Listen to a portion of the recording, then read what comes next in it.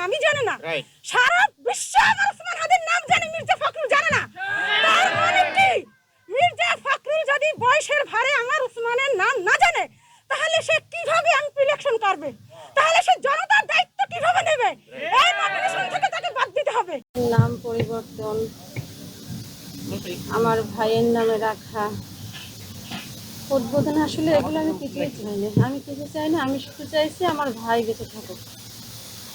কোনো কিছুর বিনিময়ে আমার ভাই তো আর আমাকে ছোট ডাকবে না। কোনো কিছু সারা পৃথিবী দিল, আমি ছোট আপু ডাক আর শুনবো না। এখানে আজকে যারা উপস্থিত আছে, দেশপ্রেমিক যারা আছেন, তাদের কাছে আমার উদ্ধত্ত আহ্বান, আমার ভাইকে যদি জীবিত রাখতে চান, তাকে যদি অম্লান করতে রাখতে চান, তাহলে তার কাজগুলো চালিয়ে যেতে হবে। শুধু একটা লঞ্চ ঘাটের নাম দিয়ে দিলেও আমরা ভুলে গেলাম। আসলে কি ওসমান হাদি কি ভুলে যাবার কিছু? ওসমান হাদি তার ছদ্মনাম দিয়েছিল সীমান্ত শরীফ। ফ্যাসিস্ট আওয়ামী লীগের সময় ওর নাম গোপন করে প্রতিবাদী যত লেখা, আগ্রাসন বিরোধী যত লেখা, সীমান্ত শরীফ নামে এগুলো ফেসবুকে আপলোড করতো। আমি বারবার নিষেধ করতাম, এগুলো করিস না, হাসিনা তোকে খুঁজে বের করে ফেলবে।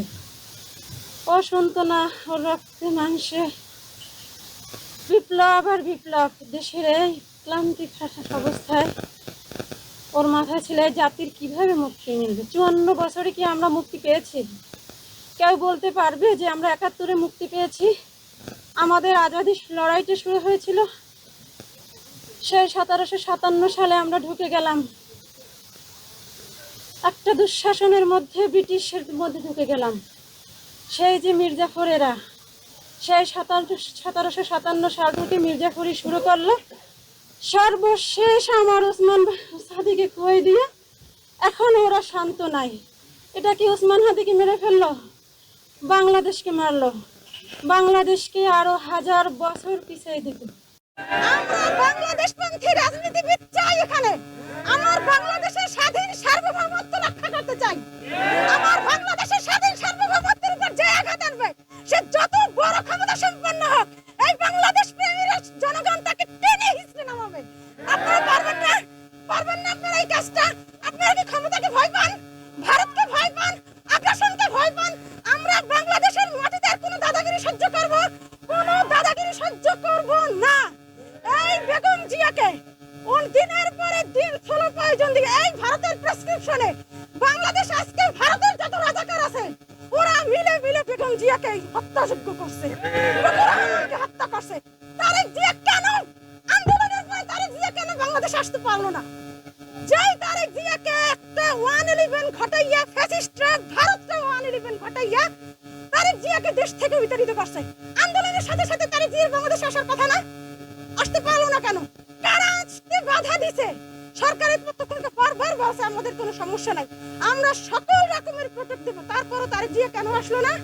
তার মানে এই ভারতের সাথে যেগুলো বাংলাদেশের মুখোশধারী রাজনীতিবিদ, যারা টাকার পাহাড় গড়ছে রাজনীতি চাই, আমার ওসমানের মাথায় গুলি না, বাংলাদেশের মাথায় গুলি, স্বাধীনতা সার্বভৌমত্বের মাথায় গুলি, আমার ওসমানের মাথায় গুলি না। এবং আজকে আপনার দলের লোকেরা যারা ওসমান মির্জা ফখরুল সাহেব আমার ওসমানের নামই জানে না, সারা বিশ্ব আমার ওসমান হাদির নাম জানে, মির্জা ফখরুল জানে না। তার মানে কি, মির্জা ফখরুল যদি বয়সের ভারে আমার ওসমানের নাম না জানে, তাহলে সে কিভাবে এমপি ইলেকশন করবে? তাহলে সে জনতার দায়িত্ব কিভাবে নেবে? এই নমিনেশন থেকে তাকে বাদ দিতে হবে। আর যদি সে ইচ্ছাকৃতভাবে ভারতের মদত পুষ্ট হয়, কারোর সাথে নেগোসিয়েশন করে যে আপনি ওসমানের নামই বলবেন না, একটা এমন একটা ভান ধরবেন ওসমান ছিল যেন একটা কি, আপনি এটা